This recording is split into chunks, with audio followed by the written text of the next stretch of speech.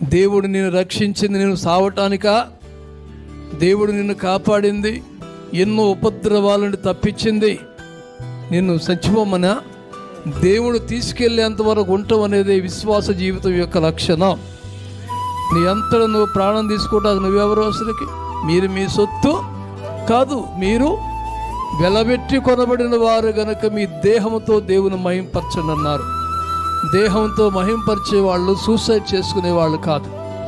దేహంతో మహింపరిచే వాళ్ళు ఆగేవాళ్ళు కాదు, వెనక్కి తిరిగేవాళ్ళు కాదు.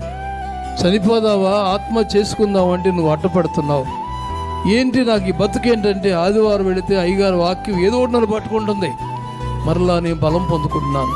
ఎంతకాలం ఈ బాధ అంటే, నీ విమోచన దినము ప్రారంభమైంది, నీ కన్నీరు తుడవబడుతుంది అన్నారట. దేవుని స్తోత్రం.